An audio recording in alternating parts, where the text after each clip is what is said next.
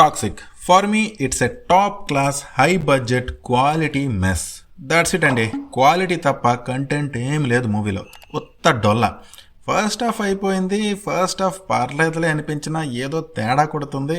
అసలు ఎటు వెళ్తుందిరా మూవీ అని అనుకుంటున్నా. అదిగో అప్పుడే వచ్చింది సెకండ్ హాఫ్. దెబ్బకి ఉన్న హోప్ అంతా మటాష్ అయిపోయింది.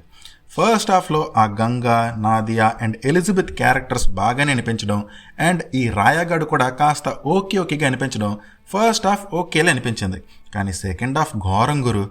ఏదేదో చేసేసి క్లైమాక్స్లో ఎవ్వరితో మాట్లాడకూడదు అన్నట్టు ఒక ట్విస్ట్ ఎట్టి ముగించేసి నన్ను ముంచేశారు.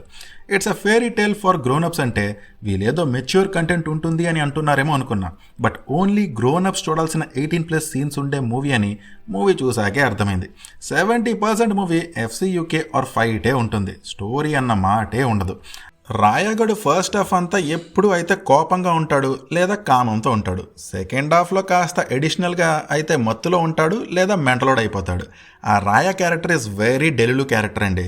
ఓకే, ఫస్ట్ నాకు ఈ మూవీలో నచ్చిన ఆస్పెక్ట్స్ చెప్పాలి అంటే క్వాలిటీ వాజ్ గుడ్ అండి. ఫ్యూ ప్లేసెస్లో విజువల్స్ తేలిపోతాయి, బట్ మోస్ట్లీ మూవీ మంచి క్వాలిటీగానే అనిపించింది. గంగా క్యారెక్టర్ బాగా నచ్చింది నాకు. మంచి స్ట్రాంగ్ క్యారెక్టర్ అనిపించింది. అదే అండి, అవి తప్ప నాకైతే ఈ మూవీలో గొప్పగా చెప్పుకునేలా ఏమనిపించలేదు. స్టోరీ ఎలానో లేదు. అదే gangster 1 vs all story with some little twist in the climax. పోనీ నరేషన్ ఏమైనా బాగుందా అని అంటే అది కూడా లేదు. ఫస్ట్ హాఫ్ అంతా మోస్ట్లీ ఫైట్ అండ్ FCUK మధ్య కొన్ని సెల్ఫ్ ఎలివేషన్ డైలాగ్సే ఉంటాయి అంతే. ఆడెవడో ఫస్ట్ హాఫ్లో Nadia and Raya love track was little bit good అన్నాడు. అసలు అక్కడ లవ్ ట్రాక్ ఎక్కడ ఉందిరా, అంతా బంచిక్కేగా. బట్ స్టిల్ నాకు ఫస్ట్ హాఫ్ అయితే ఓకేగా అనిపించిందండి. బట్ సెకండ్ హాఫ్ మాత్రం అమ్మో టార్చరే. స్టోరీ ప్రోగ్రెస్ అయ్యే కొద్దీ చిరాకేసింది. సెకండ్ హాఫ్ సగం అయ్యేసరికి యష్ని చూస్తుంటే అబ్బా ఆ గెడ్డం ఆ వాళ్ళకం చూడలేకపోతున్నాం రా బాబు అన్న ఫీలింగే కలిగింది.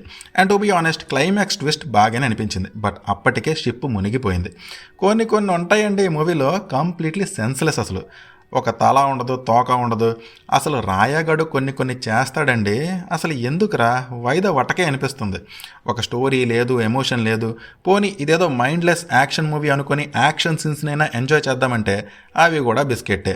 ఈ మూవీలో ఉండే ఫైట్స్ కూడా అస్సలు హై అవ్వలేదండి నాకు.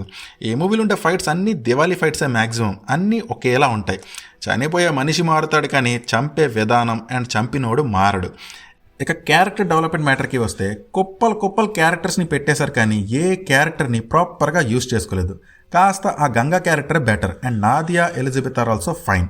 ఇక మెన్ క్యారెక్టర్స్ అయితే మనది బిగ్ బడ్జెట్ మూవీ కాబట్టి మంచి బట్టలేసి మనిషికి ఒక గన్ ఇచ్చి హీరో గారి పక్కన నిల్చోబెట్టేశారు అంతే. దట్స్ ఇట్ అండి. ఆ సుదేవ్ భయ్యాకి ఫస్ట్ హాఫ్ అంతా డైలాగ్సే ఉండవనుకుంటా. ఆ రాయా క్యారెక్టర్ అయితే same to same Rocky boy with little bit trauma and more కామం. అన్న చాలు, ఇంకా ఆ యాంటీ హీరో క్యారెక్టర్స్ చాలు. ప్రతిసారి అదే వద్దు. మ్యూజిక్ అంటారా, ఏదో సౌండ్ వస్తుందిగా రానిలే అన్నట్టు ఉంటుంది మ్యూజిక్. ఇక అంతే అండి, చెప్పడానికైతే ఇంకేం లేదు. ఫైనల్గా ఒకటి చెప్దాం అనుకుంటున్నా, దిల్లు మామకి పెద్ద చిల్లే పడేలా ఉంది మరి. So that's all I have అండి. మరి మీకు ఈ మూవీ ఎలా అనిపించిందో please do comment and please do subscribe. Thank you. Take care. Bye.